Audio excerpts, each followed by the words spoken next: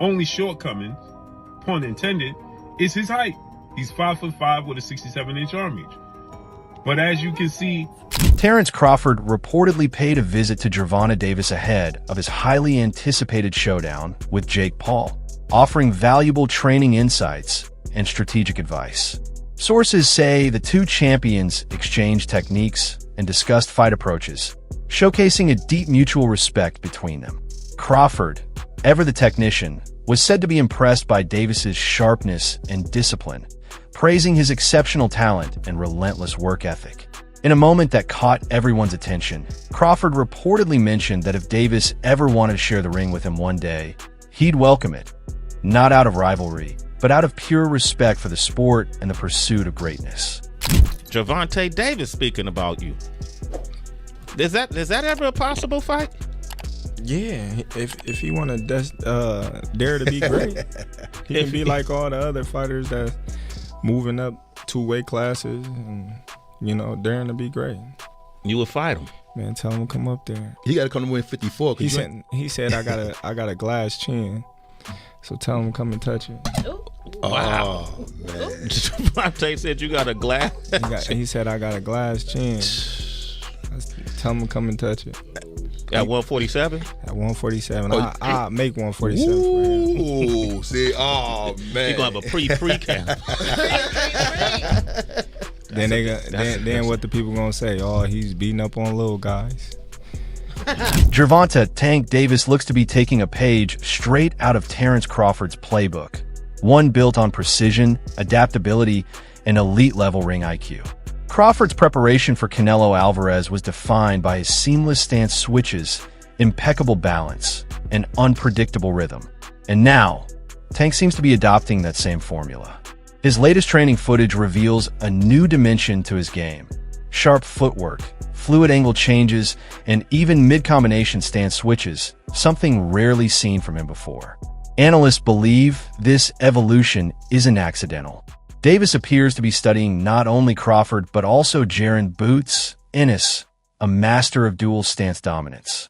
It's a signal of intent, a message that Tank is evolving, adapting, and preparing to shock Jake Paul with a version of himself the boxing world hasn't seen yet. right, this is scary.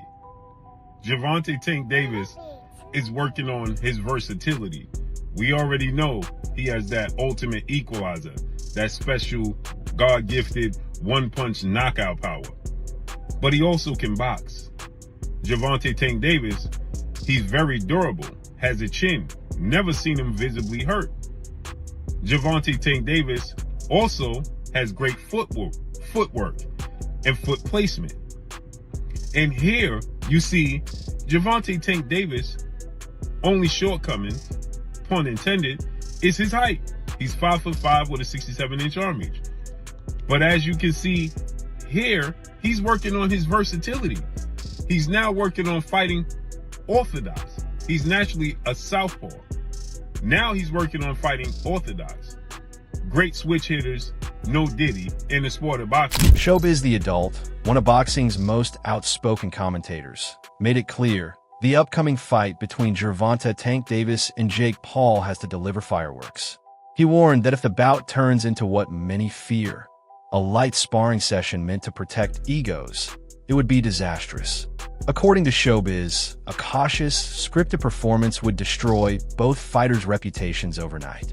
Fans crave authenticity and danger, not a friendly exhibition. With both Tank and Jake commanding massive global audiences, the stakes go far beyond victory or defeat. If they fail to bring real intensity, the hype that built this crossover clash could collapse instantly. In his words, this can't be playtime. It has to be a real fight, or the fans will never forgive them. It could be career ending. Jake Paul can end his whole shit. That's the black. Tank can end Jake Paul's whole shit. And if that fight is meh, and it's just a sparring session that's tit for tat, their shit's over. Because people gonna be pissed that it's exactly what they expected it to be. They can't do that. If they do, their career's ruined. Jake Paul career's ruined, and Tank. If they make it meh and just touch, Both their brands suck. That's the Black Two Sugars. You mess around and that bell ring, and you see Little Tank, and you see Big Jake, and he's throwing a jab, and Little Tank making a miss, and bam, and y'all gonna be like, whoa, say I'm lying. Y'all, you know what? Yes, say I'm lying. Please say I'm lying. But y'all gonna be right there, cheering, because you ain't never seen nothing that damn bizarre. Even De La Hoya versus Shaq had headgear, and Shaq ain't a boxer. That right there, fireworks. Because you're going to be holding your breath, especially Tank fans. I'm going to be like, don't hit Tank. You're going to see Tank little ass legs. He's going to come, and big ass Jake, big legs, and big ass head. Bam, bam. Watch. Y'all talk all that shit now because y'all love talking shit. Y'all love hating on things until you see it. Like women back in the 90s. I remember my sisters back in the 90s. You ain't that cute. You ain't, but all on your shit. That's what y'all do. Y'all talk shit, but y'all the first ones there. Keith Thurman hit the nail on the head when he addressed the criticism surrounding Gervonta Tank Davis. He pointed out the undeniable truth. The same fans who criticize Tank the loudest are the ones who never miss his fights. They claim he's overrated or hasn't proven enough.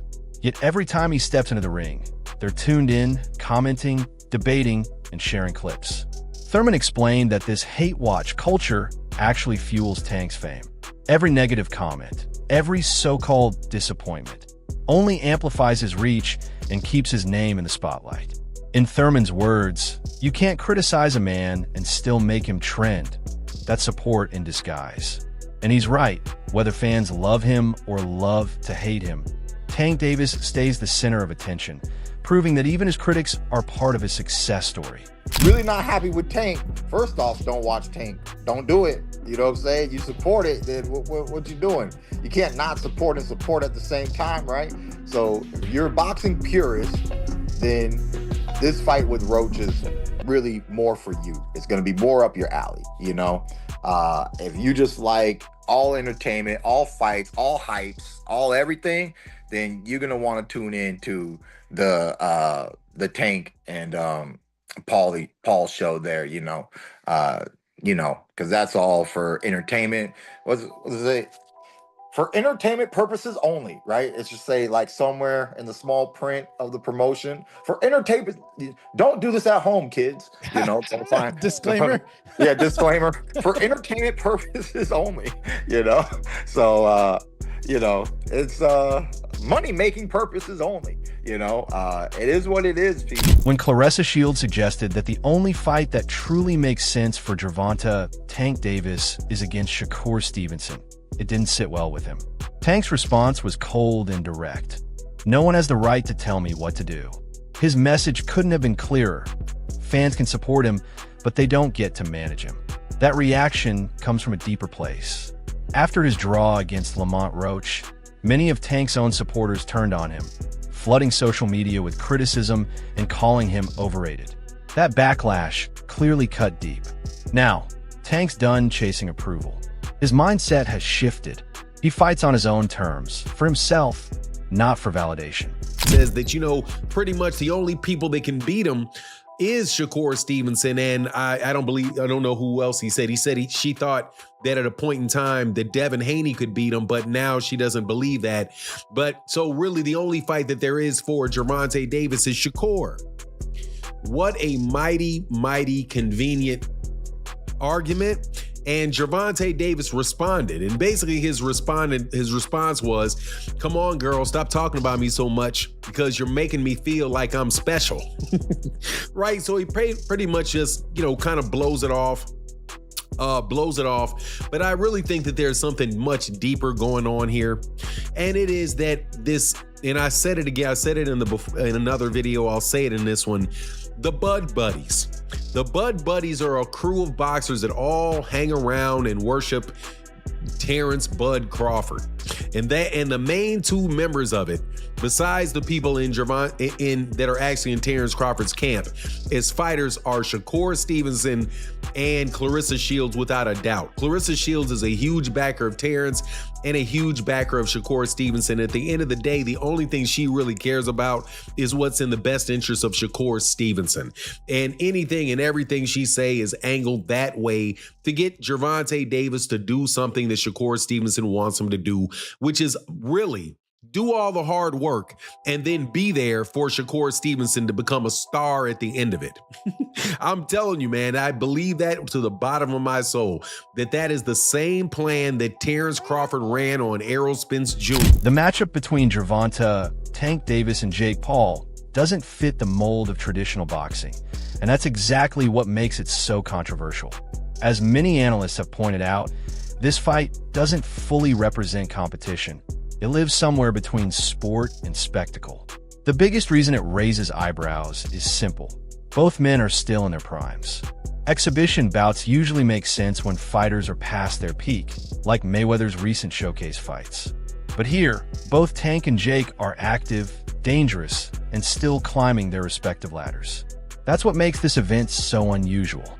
It blurs the line between a legitimate boxing contest and a viral entertainment stunt, leaving fans torn between excitement and skepticism. Assuming there's no rehydration clause, which I don't believe there is, he'll probably weigh around 215 pounds in the ring. That means there's a sort of a 60 to 70 pound difference between the two men in the ring on fight night, which is absolutely enormous. There are weight classes for a reason in boxing, and this is the sort of thing that is typically not allowed or permitted. And like I said in my intro, it goes to the heart of that key question in boxing, which is how big is too big? It's the reason that the pound for pound list exists, where we kind of imagine if everybody was the same size, who's the best, who's number one? And it's a debate that rages on and on and on. And so when I see a fight like this, I think the hardcore boxing fans, generally speaking, have felt frustrated by it. Yes, because we want Gervonta Davis as part of the actual sport, competing for world titles against the other elite guys in his weight class. But also because if he gets knocked out and loses to Jake Paul, it creates this illusion that Jake Paul's much better than he actually is. And so I guess the question for me is, can Gervonta Davis beat Jake Paul, or will Jake Paul simply be too massive? Can Jake Paul use his size, or will Gervonta Davis simply be too skilled? What's the answer here?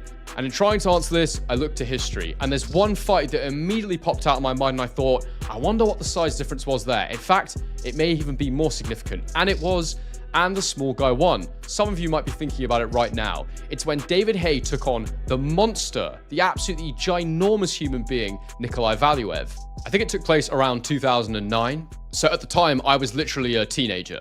I didn't have a clue what I was looking at, and I'd fully bought into this David versus Goliath story. But I think it's an excellent example here to draw comparisons between the Gervonta Davis-Jake Paul fight to try and understand whether or not this is a good template and blueprint to try and predict and understand what the size difference might look like in the ring. Now, David Haye was 6'3" and was 217 pounds for the Valuev fight, whereas Valuev was 7 foot tall and weighed 316 pounds. The outcome of Jake Paul versus Gervonta Tank Davis isn't just about who's stronger or more skilled.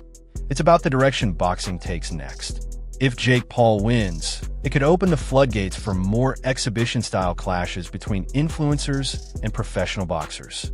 That shift would pull attention away from championship-level bouts and towards social media-driven spectacles.